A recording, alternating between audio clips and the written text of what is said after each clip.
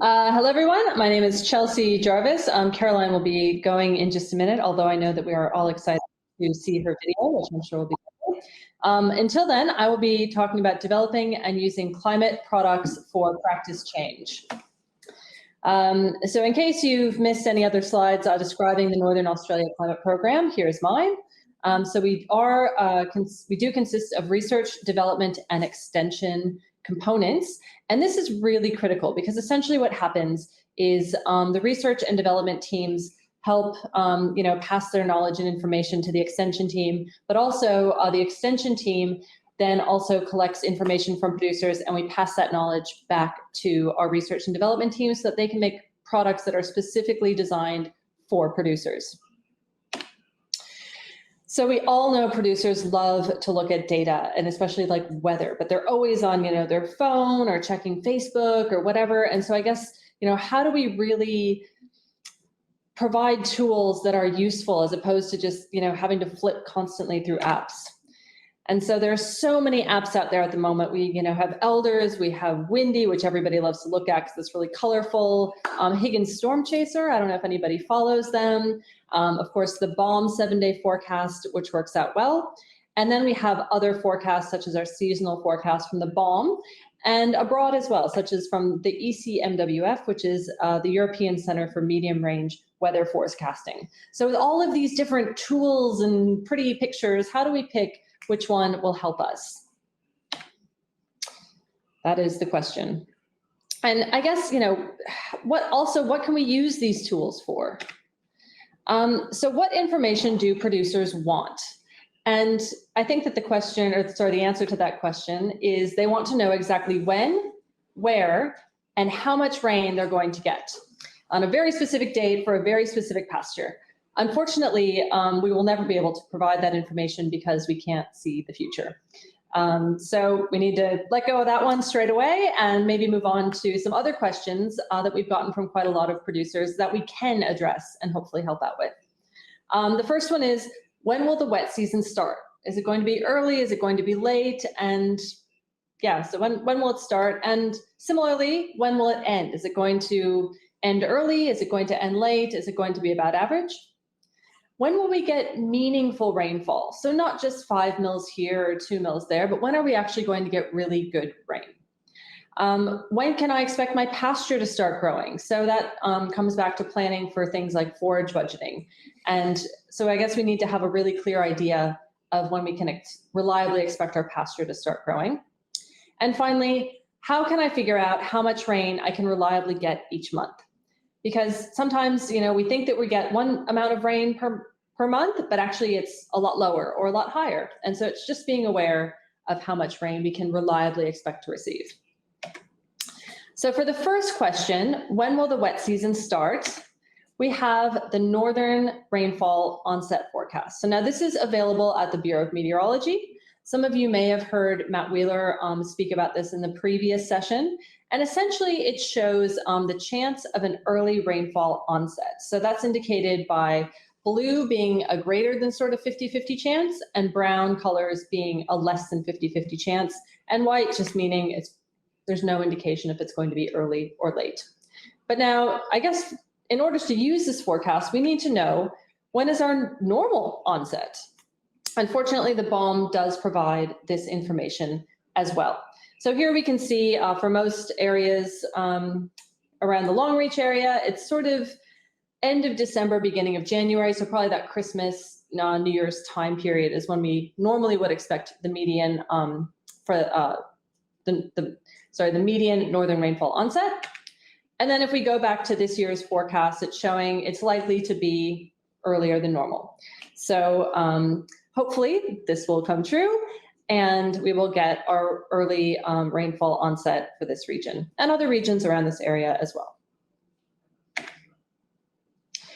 So now what about the end of the season? How do we know when the season is likely to end? Well, at this point, we don't have a specific end of season product, but we can use our seasonal forecasts. So those are our 3-month forecasts to kind of see, is the autumn likely to be drier or wetter than normal, which will give us some indication as to when we can expect our season to end. And probably the most critical question is, how can producers use this information of when will the season start and when will the season end? Um, for bigger properties, it probably comes down to simple things like, how much food do we need? How much fuel do we need to get through the wet season? Especially for anybody that needs to cross a river or has a driveway that gets flooded out. These can be really important factors because, of course, if you don't plan to have an exceptionally long wet season and then it does turn out to be really long, you might run out of certain amenities. And the start of the wet season specifically can be useful for things like feed budgeting, as I mentioned before. Do you need your feed to last a little bit longer, or maybe you're going to get likely to get rains earlier? And that will, of course, influence whether you need to buy or sell cattle to sort of, keep your stocking rate within how much feed you have. Planning the end dates for staff. If you bring staff on and you don't do a lot of work during the summer months, knowing if we're going to have a late or early start to the wet season can help with that planning. And I mentioned the access as well. The end of the wet season, it's good to know about, again, for feed budgeting, will you have enough to sort of get you all the way through summer? And then if your season ends early, that means you're going to have a longer dry period. And so you really need to make sure that you'll have enough feed to get the number of cattle that you have through to the other end. Selling cattle early. If you do have an early end to the wet season, if you're likely to, potentially selling them while they're still in good condition and the markets are still quite buoyant. And finally, again, access. When will the roads reopen? So the next question we had was, when will we get meaningful rainfall? And I don't know if anybody saw it. This was also in Matt's presentation, this first forecast. So I'm really excited about this forecast because it shows a chance of getting meaningful rain, whether that's 20 millimeters, 30 millimeters, 50 millimeters, or 70 millimeters within a 3-day time period. So here we can see this forecast was issued on the 16th of December, and it's a forecast for the time period of the 23rd of December to the 5th of January. And so it's showing for much of Northern Australia that there is a 75 to 100% chance of getting 20 millimeters within 3 consecutive days between the 23rd of December and the 5th of January. And if we look at what actually happened during that time period, we can see that this was a fairly accurate forecast. So many regions received at least 20 millimeters, with some receiving quite a lot more than 20 millimeters. So this can be really helpful for things such as determining pasture growth. If you want to do any pasture improvement or plant a crop, that could be, highly useful for that, because if it's going to be too much rain, maybe you, need to think about access. Irrigation schedules. This can be really helpful for people who are into cotton or any sort of cropping like that. You need to make sure you have enough rain to get you through. And also possible flooding. So if you are going to get 70 millimeters within 3 days, will that take out your roads? The third question on the list was, when can I expect my pasture to start growing? And of course, this comes back to feed budgeting and carrying capacity. So for this, I suggest using the Climate app. I don't know, most folks are pretty familiar with the Climate app. You go to the webpage, and you do need to register, but it's totally free. And we can use this app to calculate our green date. So I've heard a few people mention green date here and there today, and this is a really important concept. So essentially, a green date is a decision date, and it's a date that you have in your calendars when you can reliably expect to receive enough rain to grow and sustain pasture growth. So it isn't the first rain of the season usually. It tends to be a bit later in the year, but so the official definition is the date after the 1st of September, when you can receive, usually it's somewhere between about 30 and 50 millimeters of rain within 3 consecutive days in 7 out of 10 years, or 70% of the time. And the reason that I provided a rainfall range is because the amount of rain that you need to get your pasture going will vary depending on your soil type. And so some places that are exceptionally sandy, they might actually only need 20 millimeters, whereas those heavier clays are going to need quite a lot more rain. And so we can use this. So this is an example for Mariba, and we can see that their green date in Mariba is actually the 17th of January. So that is the day that they need to plan their forage budget to last until. So for the next question, how much rain do I get each month? Now, like I said, lots of people are surprised at actually how much rain they get. So for this, we can use Climate Arm, which is a Queensland government website, armonline.com.au. And here is some data for Longreach. So this is from the Longreach Airport. We can see that the years used were 1889 to 2020. We can adjust that sliding bar if we want to. And then we have some different statistics that we can look at. So our mean, which is the same thing as average, and our median, which is actually the more useful value. That's the one that we want to use, because the median is the value that you can expect in 5 out of 10 years or 50% of the time.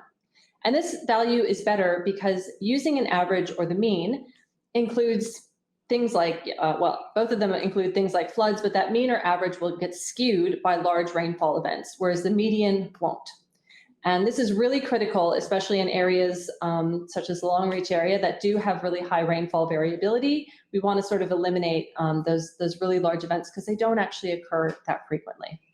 So if we compare our mean and median for January, we can see that the mean is 73 millimeters, but the median is only 49. And so if we were planning for the mean, we'd probably be disappointed in most years. And this is why it's important to use things like Arm Online to help see what your mean and your median are and plan accordingly. Producers can use this information, your mean and median, more mean, in terms of planning, how much rain can you expect, interpreting forecasts, so there's chance of exceeding median rainfall forecasts, and also to look to see, has the median changed over time, and do I need to accommodate that?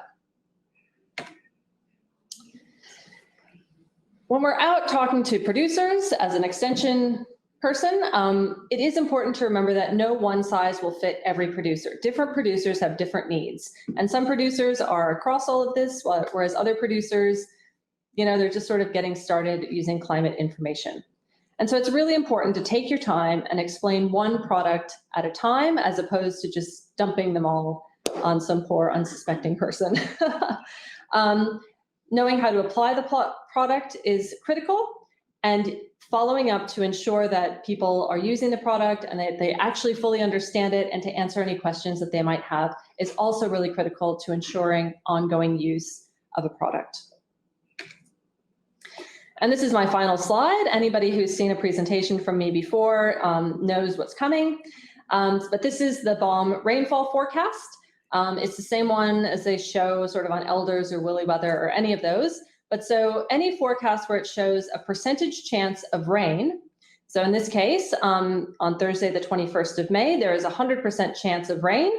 And then a rainfall range of 10 to 30 millimeters is given. So most people look at that and go, okay, there's a 100% chance of 10 to 30 millimeters. That's not actually what it's saying. It's saying that there is a 100% chance of any rain, which is defined as 0.2 millimeters. So that's a lot different than 10 to 30 millimeters. There is only a 50% chance of 10 millimeters and a 25 or 1 in 4 chance of 30 millimeters. So that's not actually a very high chance. And most people don't realize this, and as soon as they see that they have 10 to 30 mils, 100% chance, they get all excited, and then they get 2 mils and go, oh, bloody BOM was wrong again. And they swear that they're never looking at it again, but actually it's important to remember what this forecast is actually saying. Thank you.